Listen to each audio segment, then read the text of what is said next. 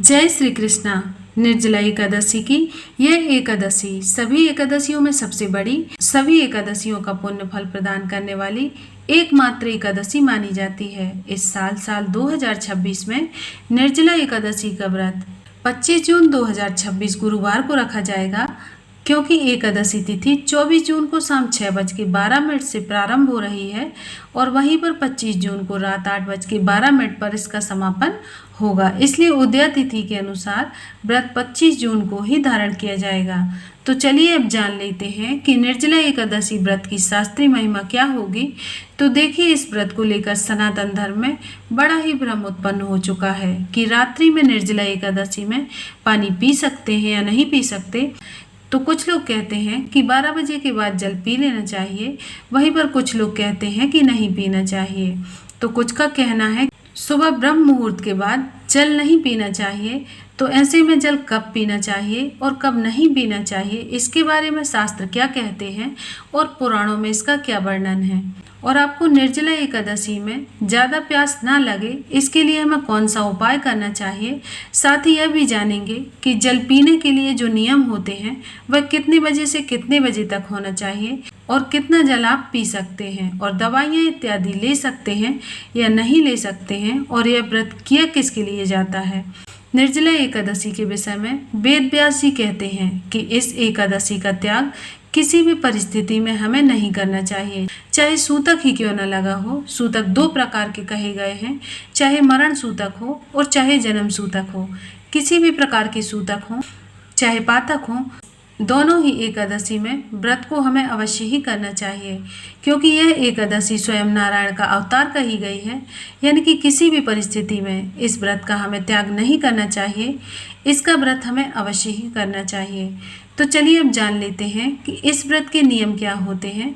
अगर आपको ज़्यादा प्यास लगती है तो फिर आपको कौन से उपाय करने चाहिए। इस निर्जला एकादशी के दिन मटके के दान की विधि क्या होगी और वह दान कैसे किया जाता है। तो देखिए, जैसा कि आप सभी जानते हैं कि सूतक पातक में सभी प्रकार के पूजा पाठ बंद हो जाते हैं, परंतु इस एकादशी का व्रत आपको अवश्य ही करना चाहिए। तो शास्त्र कहते हैं कि जो भी मनुष्य भगवान का धाम प्राप्त करना चाहता है, भगवान की कृपा प्राप्त करना चाहता है, उस मनुष्य को दोनों ही एकादशियों पर भोजन ग्रहण नहीं करना चाहिए। अर्थात दोनों ही पक्ष की एकादशियां महत्वपूर्ण होती हैं, शुक्ल पक्ष की भी और कृष्ण पक्ष की भी। एकादशी के दिन भगवान केशव यानी कि श्री हरि भगवान विष्णु की पूजन करके दान दक्षिणा आदि देने के बाद मनुष्य को पारण करना चाहिए। और देखिए, निर्जला एकादशी जैसे कि नाम से ही ज्ञात होता है कि निर्जला, तो वहीं पर सब लोग गलती करते हैं, क्योंकि कोई कहता है कि ब्रह्म मुहूर्त के समय जल पी लेना चाहिए और कोई कहता है कि रात्रि में 12 बजे के बाद पानी पीना चाहिए। तो कोई कहता है कि जूस आदि भी आप पी सकते हैं। तो इस प्रकार से अनेकों प्रकार की भ्रांतियां भरी पड़ी हैं। यहाँ तक कि कई लोग का कहना है कि जूस पी सकते हैं लेकिन जल नहीं पीना चाहिए। तो देखिए, शास्त्र कहते हैं कि जल ना पीने का नियम है, और जल में हर तरह का लिक्विड आ जाता है, चाहे वह जूस हो, दूध हो, चाय हो या फिर पानी ही क्यों ना हो। निर्जला एकादशी का अभिप्राय ही है निर्जल, अर्थात कि पीने योग्य किसी भी चीज को हमें ग्रहण नहीं किया जाता और ना ही कोई खाद्य पदार्थ हमें खाना चाहिए। किसी भी प्रकार के लिक्विड पदार्थ का आपको इस दिन सेवन नहीं करना चाहिए और किसी भी प्रकार का पेय पदार्थ आपको नहीं पीना चाहिए। इसमें कुछ खाया भी नहीं जाता, फलाहार भी नहीं किया जाता। और अगर आप निर्जल व्रत कर रहे हैं तो इसका अभिप्राय यह नहीं है कि आपको बिल्कुल ही जल नहीं पीना है और ना ही भोजन कर सकते हैं। तो देखिए, दोनों ही, जल भी नहीं पीना है और फल भी नहीं खाना है और भोजन भी आपको इस दिन नहीं करना है। तो देखिए, आपने अगर निर्जल एकादशी व्रत का संकल्प लिया है तो इसका यही अभिप्राय है कि आप पूरे दिन ना कुछ खाएंगे और ना ही कुछ पिएंगे, आपके मुंह में कुछ भी नहीं जाएगा। अब यहाँ पर प्रश्न यह उठता है कि कितने बजे से कितने बजे तक का नियम लेना है और शास्त्र के प्रमाण क्या कहते हैं। तो कई लोग निर्जला एकादशी के व्रत के दिन कहते हैं कि 12 बजे रात के बाद से ही हमें कुछ खा पी लेना चाहिए, और वहीं पर कई लोग कहते हैं कि ब्रह्म मुहूर्त के बाद से हमें नियम का पालन करना चाहिए। तो देखिए, ऐसा कुछ भी नहीं है। आप 12 बजे के बाद आराम से पानी पी सकते हैं, क्योंकि जो हमारे यहाँ व्रत है ना, यह सूर्योदय से लेकर सूर्योदय तक कहे गए हैं। अर्थात सूर्योदय होने के बाद से व्रत शुरू होता है और सूर्योदय होने पर ही समाप्त होता है। इस विषय पर स्कंद पुराण में वर्णन आता है कि जो यह एकादशी है इसमें आपको जल बिल्कुल भी वर्जित माना गया है, लेकिन कब से कब तक? देखिए, सूर्योदय के बाद से अगले सूर्योदय होने तक, यानी कि द्वादशी का जब सूर्योदय हो जाएगा तब आप जल पी सकते हैं। व्रत आदि का पारण पूजन आप इस समय के बाद में कर सकते हैं। तो देखिए, शास्त्रीय प्रमाण के आधार पर तो यही लिखा गया है कि 12 बजे के बाद में आप खा पी सकते हैं। सूर्योदय होने से लेकर अगले सूर्योदय होने तक व्रत के सभी प्रकार के नियमों का पालन किया जाता है। लेकिन कुछ लोग क्या करते हैं कि निर्जला एकादशी का व्रत शुरू होने से पहले ही सुबह सुबह बहुत सारी चीजें खा पी लेते हैं और कुछ लोग घी भी पी लेते हैं। तो उनको यह लगता है कि इससे ना हमें प्यास लगेगी और ना ही भूख लगेगी और आराम से जो हमारा व्रत है वह संपन्न हो जाएगा। अनेकों लोग इसके लिए कई उपाय भी करने का प्रयास करते हैं, लेकिन यह बिल्कुल भी अनुचित माना जाता है, क्योंकि यह परमात्मा के साथ छल माना जाता है। यह हमें बिल्कुल भी नहीं करना चाहिए। या तो आप निर्जला एकादशी का संकल्प ना लें, वरना आप निर्जल रहकर ही व्रत का संकल्प करें। तो पूरे मन से, पूरे शरीर के साथ, पूरे भाव के साथ इस व्रत को कीजिए और सूर्योदय से पहले जल के अतिरिक्त कुछ भी खाना पीना नहीं चाहिए। जब आपका व्रत शुरू हो रहा हो सूर्योदय से पहले, उस समय भी आप केवल जल ही पिए। ऐसा नहीं है कि आप बहुत सारी चीजें खा पी सकते हैं। तो देखिए, यहाँ पर ना शास्त्रों में कुछ स्थानों पर जल पीने के लिए भी कहा गया है। जल का प्रयोग निर्जला एकादशी के व्रत में आप कहाँ कहाँ पर कर सकते हैं, इस विषय में शास्त्र क्या कहते हैं और कब कितना जल आप पी सकते हैं। तो देखिए, शास्त्र कहते हैं कि कुल्ला जो हम करते हैं ना, जब हम लोग शौच आदि करते हैं तो शास्त्र का नियम कहता है कि हमें कुल्ला अवश्य कर लेना चाहिए। 3 बार कुल्ला करने का विधान है, तभी इसकी शुद्धि होती है। और अगर दिन में आप स्नान आदि करने के बाद जा रहे हैं तो क्योंकि सायंकाल के समय भी हमें पूजा करनी होती है, तो कुल्ला आदि जो है वह हमें जरूर ही करना चाहिए। उसमें हम मुख में जल ले सकते हैं, क्योंकि यह जल जो है ना हमें पीना नहीं होता है। और दूसरा आचमन यह है कि यानी कि जब आप पूजा करने के लिए बैठेंगे तो एकादशी की पूजन में आप उस समय आचमन के द्वारा जो जल हम अपने हाथ में लेते हैं उस जल को आप ग्रहण कर सकते हैं। एकादशी की पूजा में हमें 3 बार जल आचमन करना होता है, तो उस जल आचमनी के समय जो जल है ना वह हमें पीना होता है। वो जल आप पी सकते हैं, उतना ही जल आप ले सकते हैं, उसमें किसी भी प्रकार का कोई दोष नहीं माना जाता। अगर इस प्रकार से इतना जल आप लेते हैं तो उसमें आपका व्रत भंग नहीं होता। परंतु यहाँ पर एक शर्त है। शर्त यह है, आप जो आचमनी का जल लेंगे उसमें 6 मासा जल ही आपको लेना है। 6 मासा जल से अधिक जल आपको अपने हाथ में नहीं लेना चाहिए। इतना जल आप अपने मुख में ले सकते हैं और पी सकते हैं। तो ये 6 मासा जल क्या होता है? तो देखिए, पूजा के दौरान जब आप आचमन करते हैं तो 2-2 बूंद जल, 6 बूंद जल आप ले सकते हैं और 6 मासा जल इसे ही कहा जाता है। तो इतना जल आप अपने हाथों में लेकर अपने मुख में ले सकते हैं और पी सकते हैं। और यह जो जल है कभी आपके व्रत को खंडित नहीं करता, यानी कि निर्जला एकादशी के व्रत में कुल्ला करना, आचमन करना, इन दोनों में क्रियाओं में आपका व्रत बिल्कुल भी खंडित नहीं होगा। इसके अलावा आपको किसी भी प्रकार का जल ग्रहण नहीं करना है। अब कई बार हमें दवाइयाँ लेनी होती हैं, तो कुछ बुजुर्ग लोग होते हैं जो इस व्रत को धारण करते हैं और उनकी दवाइयाँ चलती रहती हैं। तो दवाइयाँ ऐसी अवस्था में हम किस तरीके से लेंगे? तो देखिए, शास्त्र कहता है कि दवाइयाँ आप ले सकते हैं। दवाइयाँ लेने के लिए आप जल भी पी सकते हैं, चाहे सामान्य आयु वर्ग के लोग हों और चाहे फिर वृद्धजन हों। औषधि लेने की मनाही नहीं होती है। औषधि जो है वह आप पानी के साथ ले सकते हैं। जितना पानी आवश्यक हो औषधि लेने के लिए, उसमें किसी भी प्रकार का दोष नहीं लगता। इसमें आपका व्रत भी खंडित नहीं होता और औषधि से कभी भी व्रत नहीं टूटता। तो देखिए, स्वस्थ रहना बड़ा ही आवश्यक होता है। अगर आप स्वस्थ रहेंगे, आपका शरीर अच्छा रहेगा, तभी आप अगले वर्ष फिर से व्रत कर पाएंगे। इसलिए कभी भी आपको ऐसा लगे कि हाँ, हमें दवाइयाँ लेना आवश्यक है, तो फिर आप व्रत में भी दवाइयाँ ले सकते हैं।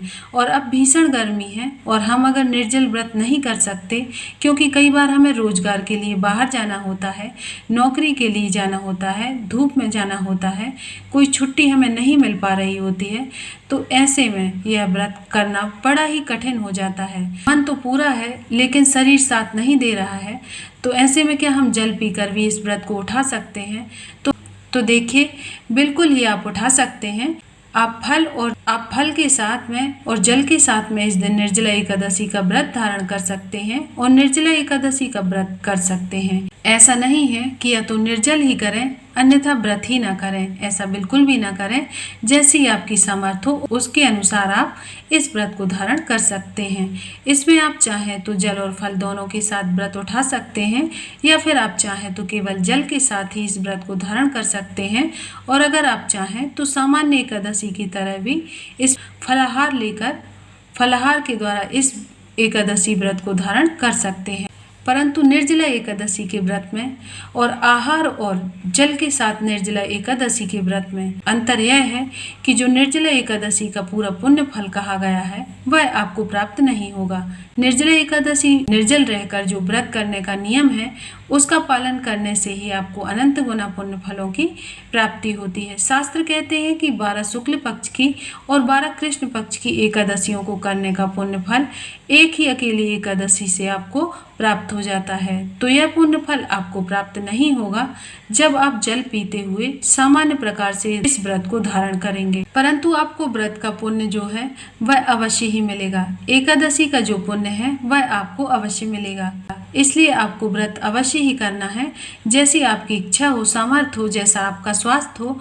जो लोग निर्जल व्रत नहीं कर सकते वे इस व्रत को अवश्य ही कीजिएगा। कई लोग इस व्रत में नमक का प्रयोग कर लेते हैं जो कि बिल्कुल भी नहीं करना चाहिए। आप कर सकते हैं लेकिन इसमें जो है एकादशी का पूरा पुण्य फल है वह घटता हुआ चला जाता है। खाने पीने की चीज़ों में आप जितना भी इन चीज़ों का प्रयोग करेंगे उसी के आधार पर इनके पुण्य फलों का जो प्रभाव है वह घटता हुआ चला जाता है।